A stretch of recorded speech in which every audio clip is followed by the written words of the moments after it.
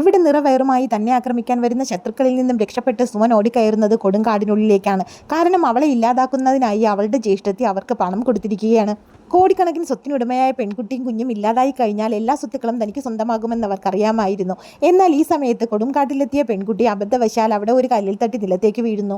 ഒരു വലിയ പാറക്കല്ലിൽ തട്ടി അബോധാവസ്ഥയിലായ പെൺകുട്ടി മരിച്ചുപോയെന്ന് ശത്രുക്കൾ കരുതി അവർ അവളെ ഉപേക്ഷിക്കുന്നു. ഈ സമയത്ത് കാടിനുള്ളിലൂടെ ഭജനാസംഘം നടന്നു പോകുമ്പോഴേക്കും അവരുടെ വിഗ്രഹത്തിൽ നിന്നിരുന്ന തുണി പറന്നു വന്ന് ആ പെൺകുട്ടിയുടെ ശരീരത്തിലേക്ക് വീഴുന്നു.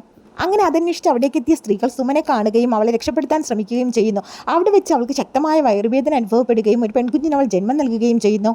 ഇനി ചേരുന്നേരമായിട്ടും കുഞ്ഞ് കരയാത്തത് കാരണം മരണപ്പെട്ടു എന്ന് കരുതി എല്ലാവരും കരയുമ്പോഴേക്കും ഭഗവതിയുടെ ശിരസിൽ നിന്നും ഒരു തീനാളം പുറത്തേക്ക് വന്ന് അത് ഭഗവതിയായി തന്നെ രൂപപ്പെട്ട് കുഞ്ഞിന് ജീവൻ നൽകുന്നു.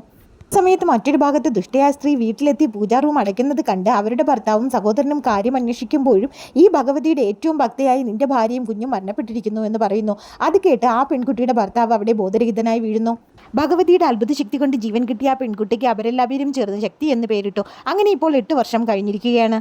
ശരീരം തളർന്ന അമ്മയും ഒത്ത് അവിടെയുള്ളൊരു അമ്പലത്തിലാണ് പെൺകുട്ടി താമസിച്ചിരുന്നത്. ഒരു നാൾ അവിടേക്ക് എത്തുന്ന സ്വാമിജി പെൺകുട്ടിയും അമ്മയും കണ്ട് അവരുടെ സന്തോഷത്തിൽ മയങ്ങി അവരോട് അവിടെ നിന്നും ഹരിദ്വാറിലേക്ക് പോകാനായിട്ട് പറയുന്നു. ഇനി അമ്മയുമൊത്ത് ഹരിദ്വാറിൽ റോഡിലൂടെ വീൽചെയറിൽ സഞ്ചരിക്കുമ്പോഴേക്കും തന്നെ പാസ് ചെയ്തു പോകുന്ന ഒരു യുവാവിനെ ആ സ്ത്രീ ശ്രദ്ധിക്കുന്നു. അയാൾക്ക് തൻ്റെ ഭർത്താവിൻ്റെ ചായയുണ്ട്. അവനെ കണ്ട് പെൺകുട്ടി തൻ്റെ ശരീരം അനക്കിയതോടുകൂടി വീൽചെയർ തന്നെത്താനെ ഉരുണ്ടു പോവുകയും അത് പിടിക്കാനായി പെൺകുട്ടി പിറകെ ഓടുന്നുണ്ടെങ്കിലും അവൾക്കതിന് സാധിക്കുന്നില്ല. പെട്ടെന്ന് തന്നെ അതിന് മുന്നിലായിട്ട് ഒരു ഭഗവതിയുടെ രൂപം വന്നെത്തുന്നു. അതിൽ തട്ടിയാണ് ആ വീൽചെയർ പിന്നീട് നിൽക്കുന്നത്. തുടർന്നുള്ള ഭാഗത്തിനായി നിങ്ങളുടെ അഭിപ്രായങ്ങൾ കമൻറ്റ് ബോക്സിൽ അറിയിക്കുക.